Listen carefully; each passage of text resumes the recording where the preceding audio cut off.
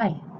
In this presentation, I'm going to illustrate researchers' effort in exploring students' learning datasets, starting by introducing the importance of such datasets, and then overview a briefing about the selected papers that utilized from that dataset. Afterward, exploring each paper critically, which were grouped thematically in one of these themes: students' activities as an individual, students' relationship and interaction, then course nature, concluding with my proposed work on this dataset. The dataset of interest, as what I would like to call it, is the student academic dataset.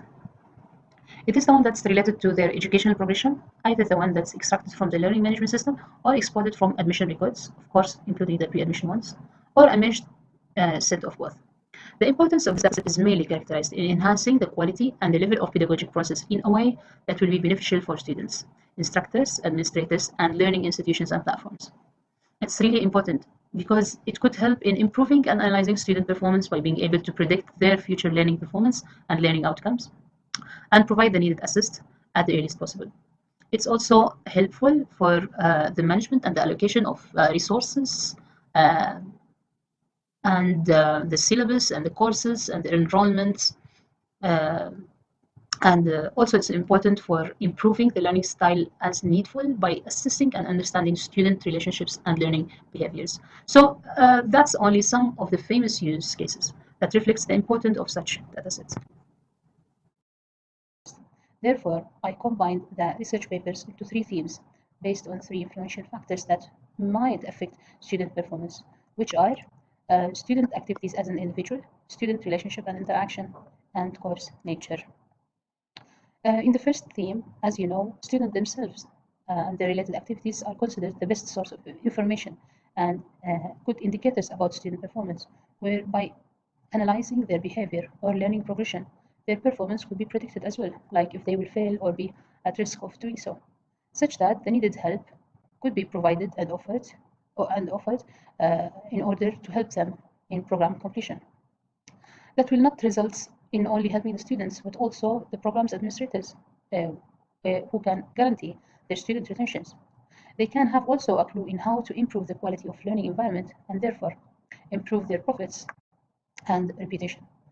Student grades, online course views or participations, pre-admission marks, quizzes, attendance are some examples of dataset attributes that researchers explored to analyze the behavior of the students under this theme.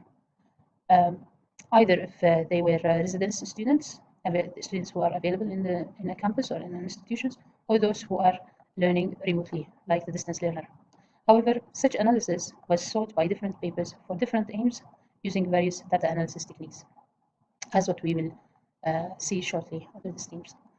Now, for the second theme, it is another, which is the relationship and interaction. It is another debatable influential factor, and I could say that it's the most debatable influential factors among those three, as student interaction and relationship with externals such as with lecturers or other students or teaching material and aids could affect their learning progression or learning performance. However, while some researchers proved the efficiency of such interactions, others proved the opposite, and some other proved the insignificant, where there's no relation. And that we will see it in detail also in the related research papers. For the last theme, of course, the course characteristics or the nature of the course, it is among the major influencer for the student performance, especially after the introducing of online courses and the transforming from face-to-face traditional classes to online self-learning mode or studies. Now, course grading scheme, level of difficulty, and many more other known and unknown factors were proven to be correlated with student achievements and their successful course completion, and that's what we will see it later for the papers related to this theme. So, now, in the first paper, researcher at Kyushu University, which is a Japanese university, were planning to help their teachers in predicting at-risk students at the earliest time possible. So they used a recurrent neural network algorithm to train a dataset, student datasets, that's extracted from their learning management system, which is called M2B. The dataset is consisted of these attributes, and These attributes were updated and recorded weekly until 15 week, the end of the course. So they used that algorithm with long short-term memory that can store long dated information in order to predict the final grade of the student performance. Now, in a recurrent neural network, it is an efficient algorithm to predict to be used in training time series data, as it has a built-in feedback loop structure, allowing it to act as a forecasting engine. Now, as in a normal feed-forward neural network, it is unidirectional model where the input flow to the output in one direction. However, in recurrent neural network, the output layer at t equal n will be used as a feedback to another input layer where t is equal n plus 1. So they will predict the final grade every week by utilizing the previous week's output to predict the final grade. Like, for example, in week 2, they will get use of the prediction of the final grade of week 1 in the prediction of the final grade of that student. So they will use this algorithm, and beside that, they will use a multi-regression algorithm, and at the same time, they will measure the accuracy of the final grade prediction in every week. So as a result, they find that recurrent neural network is the efficient algorithm in the early time prediction for student final grade with an accuracy of 90% or above 90% in the 6th week. However, for the multi-regression, with the same accuracy, but it was very late, like in 10 week. So that concluded the research, improving the efficiency of RNN in early prediction of student performance. Moving to distance education learners and the impactors on their educational results and program completion knowledge gap. In this paper, the authors plan to investigate those learners' behavior to predict also at-risk students for early intervention. Now, 3 program logs of 248 students at Imabini Model Learning System at one of the Filipinas universities. These program logs plus the student admission records were extracted from that learning management system. And the authors planned first to decide among the extracted attributes the most valuable one using these algorithms. After that, they find out that those are the most top valuable attributes, and then they fed these attributes to these classification algorithms, and they measured the accuracy and the speed of those algorithms, and they ended up finding that the decision tree one was the most accurate one, and it's the number of the classified instances is more than others, correctly classified instances more than others, and the incorrect classified instance is less than others. However, the RIP tree was the fastest one because they chose J48 for their prediction model, and they created the decision tree, and this was its accuracy rate. At the same time, they used the first top 2 attributes, the activity and the exam, in creating the prediction model, as they implied at the end that those 2 models can work more powerful together in predicting and evaluating student performance. Moving now to the next theme-related papers, and targeting now on-campus students. The researchers here aim to predict student performance by analyzing student interaction with instructors and other students, which is represented by their forum participation on Blackboard learning system. Similar to the last study, they wanted to predict student performance, which is the final grade, by selecting first the best indicators of student performance from the LMS admission records of 60 undergraduate students. Where these records, where the statistics consist of demographic, BB forum participation, and academic grade records. Now, before that, they used a SWOT function in Weka tool for data pre-processing phase, where all attributes were merged from that different source of records, and it's been reformatted and transformed in order to remove any source of imbalance or biased information. So then 3 different classification algorithms has been used.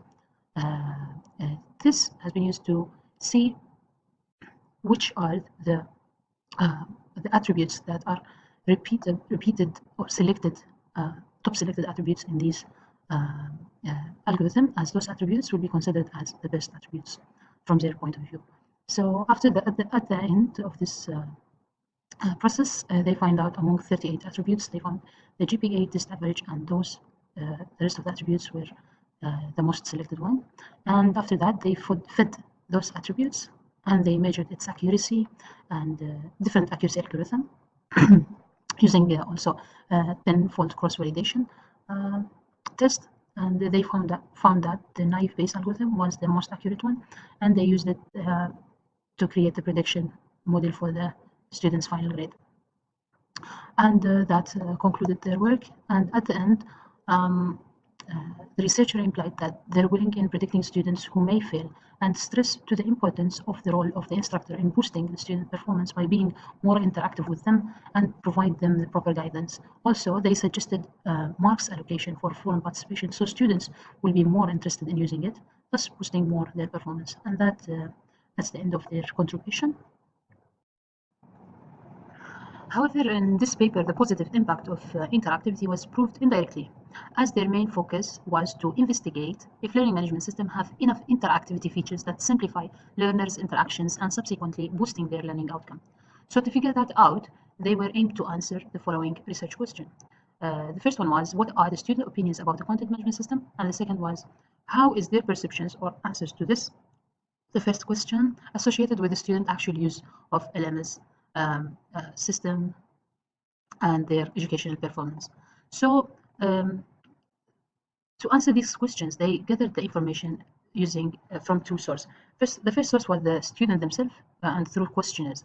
They asked them questions related to these main categories and subcategories. After they answered, they grouped the answers into these categories, shown categories. And these are the kind of questions that has been asked. And the second source of information was the LMS records that consist of actual use records, which is the login, reading, and posting, number of posting, and logging and reading frequency and number of posting, and their scores in online discussion and exam and group project. So after the needed information were gathered, a modality analysis was conducted.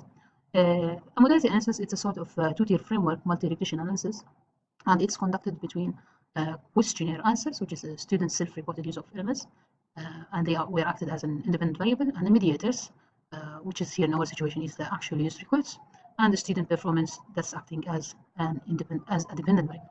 Now the mediation analysis proposes that the independent variable influences the mediator variable, which in turn influences the dependent variable. Thus, the mediators can serve to clarify the nature of the relationship between the independent and dependent variable. To clarify, authors were aiming to investigate the indirect effect of independent variables on a dependent variable. As an output of the interview responses, at first, the most frequent used main interactive function was the learner interface, then learner content feature. However, the most used feature in all subcategories is the system announcement and learner interface and assignment handling and discussion board within the learner instructor learner block, which implied that learners were utilizing from a variety of interactive functions for learning purpose, and that's likely resulted from a well organization and leading for the course demands by instructor. Now, regarding their perceptions about the usefulness of the system interactive function, they found that learner interface categories were containing the most beneficial interactive functions of E3 system.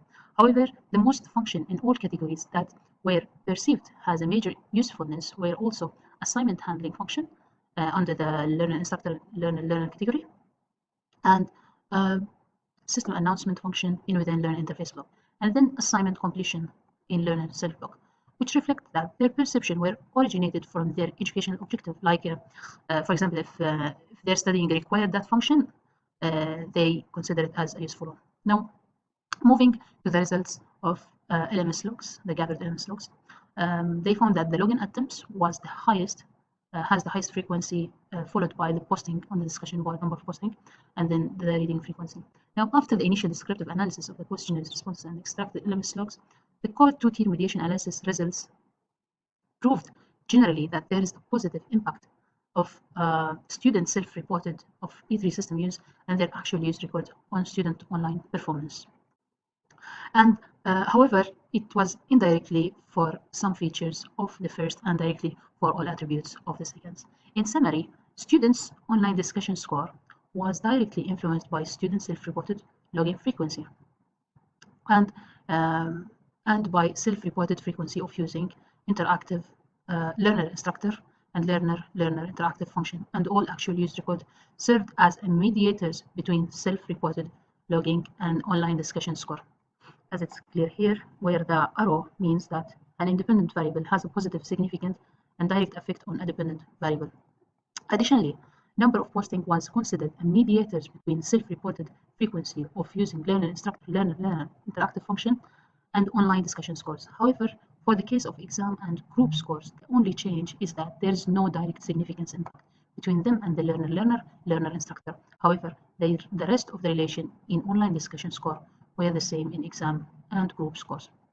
Now, which that results lead the authors to reflect on the importance of instructor role in designing of online material and related activities to maximize system logins and frequency of using learner-instructor interactive functions, which will lead in increasing their posting in discussion board, thus improving their overall performance.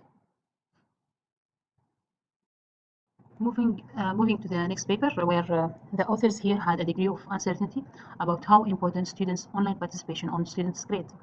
Here, researchers tried to explore that by analyzing and comparing extracted Blackboard record for learner interactions in online courses with student final grades using Ruskell-Wallace, or what they call it one-way analysis of variance test on ranks, which is ANOVA on ranks test.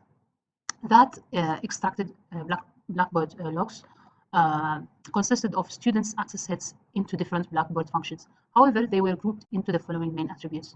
For the online participation, it is consisted of the access heads to the group area and communication area. However, for the rest of the activity, it's related to their access heads to main content area in the Blackboard.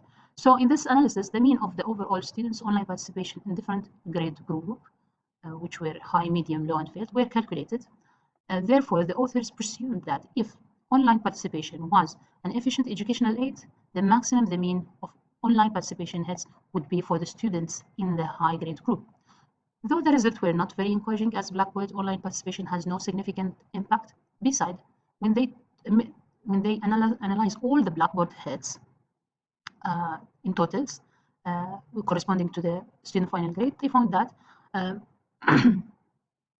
it was less important in distinguishing between high or medium grade group. However, the analysis show that less number of overall Blackboard hits are correlated with the students with lower grade. So that's concluded their work, and yes, it's a bit old study, but it's interesting since its results were cited widely, so it was worthy to be investigated. Next, it is another interesting research where the authors propose to investigate a debatable direct relationship between student interactivities.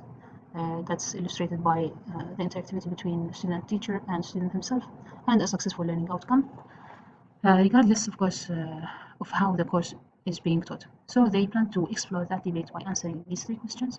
The first question is, would it be possible to implement a structure for the features of interaction data that is LMS independent for learning analytics?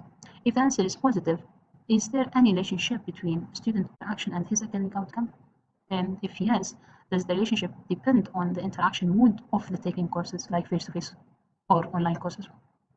So to answer these questions, the authors analyzed two types of datasets for the two types of courses. In general, there were 8 courses that has been extracted. 2 of them were online courses, and 6 of them were an LMS supported face-to-face course.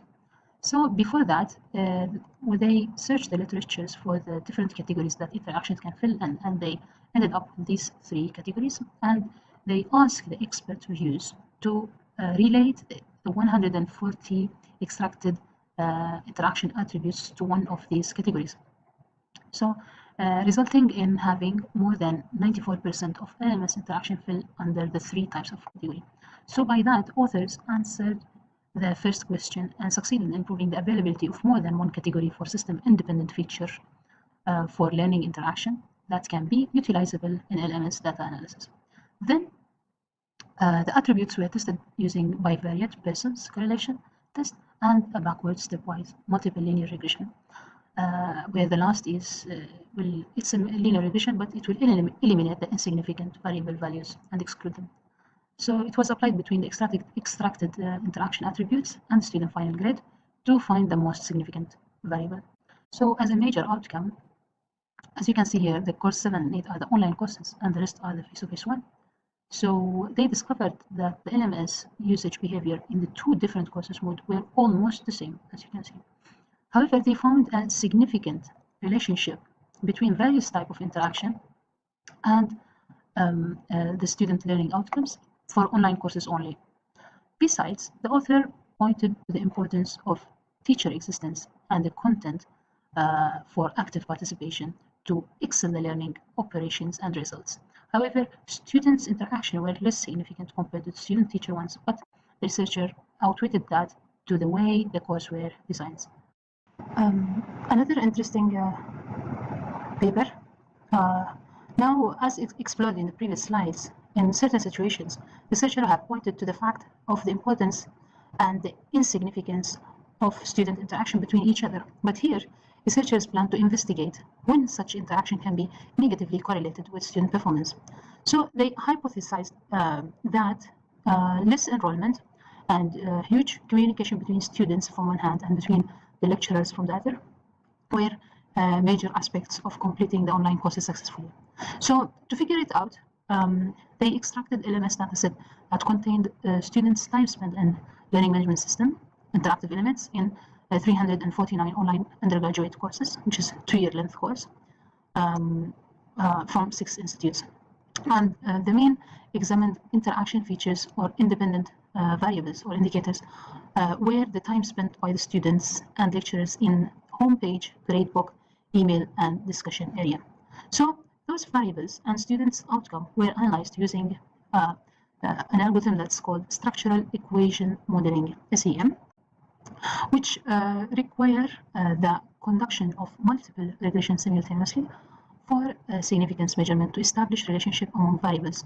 And besides, Pearson's correlation were used and RMSE test for measuring the key goodness of the indicators were used as well to evaluate the strength of the independent variables. Now, for the main technique that they used, they followed these major steps. They created a theorized model at first, which is this one, to identify the relation between the latent variables and the variables that measure them. The latent is the variable that is unmeasurable.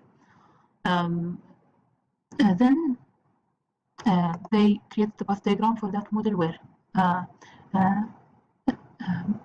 and the goodness of fit was used to evaluate the discrepancy between theoretical constructs and its measurement. And then they evaluated the results and revised the model. So then using the factor analysis and correlation analysis and the goodness of fit measures between indicators and constructs, they explored and analyzed this relationship, and the result was they find that the discussions had insignificant effect with their corresponding construct, which is the student faculty and faculty participation and student participation. And student participation was a significant factor for course completion. Also, they find that the higher student participation caused lower the program completion. Also, the high enrollment had significant effect with the faculty participation and student participation as its increased value, lowered the lecturer participation and increased the student ones. Then, based on that fact, a revised model was created, the one that you are seeing now, and it is reanalyzed again, resulting in proving the significance of all indicators, which are the time spent in homepage, had the highest significance with student participation, and gradebook have the same with faculty participation.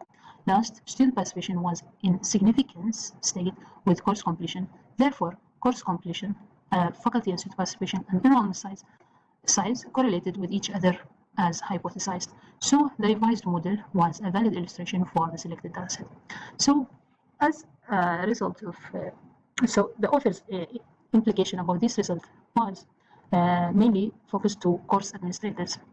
And as what they suggest, as what they reflect, they say that the importance of course completion as an indicator they reflect on the importance of the course completion as an indicator to evaluate the success, and the time was the best indicator for interaction. And also, they said that lecturers need to manage their time spent in online participation as per the class size. Others evaluation criteria have to be considered by the course management, like hits, number of hits, access hits, and ease of access, and many more. Also, they imply that students should not interact for the sake of interaction, as it may lead to lower student performance, and as a major limitation, not all predictors were examined. And the limited provision sample of data that was not representative for all case scenarios that might be in online courses. So that's concluded the last paper in the second theme. Moving to the third theme. Now, in the first paper in this theme, researcher examined the effect of graded and non-graded courses on students' motivation for course completion, as they wanted to contribute in making guidelines for successful replacement of traditional classrooms with self-learning online short courses. The authors collected a dataset of 412 engineering students registered in two types of module courses, the graded one and non-graded one. All access hits for forum and participations and resources, like file URL page added by teachers to students, were among the exported dataset attributes. And to analyze them, K-mean clustering methodology with Euclidean distance were applied using multiple K values from 2 to 6, where Weka was the main used analysis tool. To summarize the conducted analysis, the authors calculated the sum of squared error for different K values, resulting in choosing K to be 5 numbers of clusters, which had a low SSV value. After deciding that and clustering the dataset, the main visualized output and its implication were in both kind of courses, researcher noticed that most of students' activities were done passively. And passively, that means they were viewing only the forums, as what you can see here. The most one is the forums, where those kind of viewers might not grasp the value of self-learning. However, less than 10% of students in both courses were those who were really an active learner. Also, forum views and resources were having the maximum number of hits in graded course in comparison to the non-graded one, and as interpreted by the authors, that students in general were studying to obtain grades and be certified. Moreover, the access hits in grading course was more compared to the non-grade one, which had been reverted to learners' preference in being taught by instructors than to be self-learned. So they concluded that the difference in learning modes had affected students' online access behavior. So to enhance learners' self-motivation, authors suggested that grades and certified courses continuous supports, education and training would be required to improve students' self-learning motivation. Moving to the second paper, and according to this paper, it had been arguable that courses and its difficulty could impact the accuracy of student performance prediction. The authors believed that their research would have a major contribution to learning community in understanding student behaviors in courses of varying difficulties and help them predicting their performance in advance for early interference. Now, these thoughts were stemmed after the introduction of a new grading scheme in India, which is called CBC EGS. And as per the new grading scheme, courses' final grade were calculated at 3 examinations before taking the major exam. So the researchers theorized that students could boost their performance, especially in difficult course, by predicting their performance in advance to early intervene. So to prove that, they applied different classification algorithm on the datasets of 1,000 undergraduate students for mathematics course and for analysis course. The mathematics course considers the difficult one, and the system analysis and design course considered the easy one. And they aimed to predict the final grades and major exam based on the first 3 examination marks. Now, they used different algorithm to predict the major exam and final course grade. So to predict the major exam, they used MLPN, ANN, and MLR, and SMO, REG, and M5P to predict the major exam, and J48, decision tree, and RIP tree, and naive Bayes algorithm, and CART to predict the final course grade. Additionally, they evaluated the output model in each algorithm using multiple performance measurement methods like kappa statistics, mean absolute error, and others, using 10 cross validation tests and supplied test set. Now, the outcome indicated the significant relationship between students' major exam with course of varying difficulty, and M5P was proven to be the best in that prediction with an accuracy rate of 98, with a good accuracy rate compared to other. However, for predicting the final course grade, J45 and CART worked very well for the easy course, but for the difficult course, no, it did not work. There's no significance. But the measurement of interest is the major course, and the M5P was successfully the one which can authors use or suggest to predict the major exam. So they can study, so they can, so teachers can use it to alert students to early study and boost their performance. Last paper. The authors here intended to identify mainly which courses can indicate a good and weak performance. So they aimed to be able to explain learners' progression during their years of study based on the discovered indicators, and to explore other related facts from their progression if possible. So they are doing that because they would like to share in the improvement of studying programs at their institute by providing learning community the needed knowledge and guidance to achieve that. And as a main guideline was the utilization of a pragmatic policy, like to make them to make teachers being able to predict low or high performance students using courses only for early intervention. Also, researchers wanted to prove if students' final grade could be predicted using course mark only, including the pre-admission courses as well. So, to achieve that, they tested different classification algorithms as shown to predict and analyzing student performance using high school course marks and their grades in the first and second year courses. Then among that tested algorithms, the most accurate model was the one that was considered. Courses that were of significant impact on student performance were identified from the chosen model. Last, clustering and visualization techniques were used to interpret students' performance progression and how indicators affected that, besides exploring other facts. So before illustrating the result, it's important to note that they also made a baseline to which they referred to evaluate the prediction model accuracy result. They made it by referring to the testing dataset for cohort 2, and they calculated the probability of grade C prediction, and it was 51.92%, which is calculated by dividing the number of students who obtained grade C, and they were 54, by the total number of students cohort 2, and they were 140.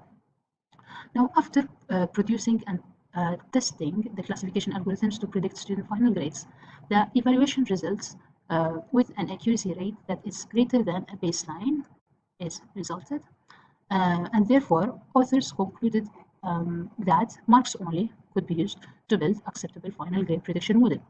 It's supposed to be that the chosen algorithm for prediction model will be used to find the courses that were considered as an indicators, like as what we see here, the naive Bayes, first nearest neighbor, and random forest with J-index. But here, the significant variables or courses cannot be obtained easily. So authors choose decision tree for attribute selection, which produced roughly acceptable evaluation measurement rates. And as a resulting, resulting from the selection, only 5 courses were used to make the prediction model. To investigate students' progression, all their 4 years results were grouped based on their course final marks. And as initial result for first year, 3 clusters were formed, as you can see. The low and intermediate and high marks. Same marks trends were repeated for both cohorts during their 4 years of study for most of the courses. Another observable fact, most of cohort 1 and 2 students found in the intermediate cluster in all years, except in the first year for cohort 2 and in second year for cohort 2 as well. To extract more information intuitively, authors represented the grade groups cluster, the mean of the cluster's grade that the students were belonging to during 4 years of study by 4 tuple. Then they were plotted in a hierarchical histogram chart, and among the main facts that were extracted from that views were the appearance of high and low marks group. That's mean only 2 groups. Also, most of the students sustained in the same group during their years of study, and most of those who begins with high grades ended with low ones, and vice versa. Now, another interesting visualization was conducted using heat map by sorting them according to clusters that they were belonging to. It was clearly visualized how first year students' marks were improved toward the best. Now, the first year courses is until the last year is organized from left to right, and here they say that find out that first year student marks were improved toward the best, and the student behavior in the 5 selected these indicators were increasing or decreasing. So last interesting output, they found a new patterns where some courses had most of its students in high range or low ranges, like the courses which is called HS 205 and 201, like this one, or this course, for example, high one, and this is the newly discovered thing.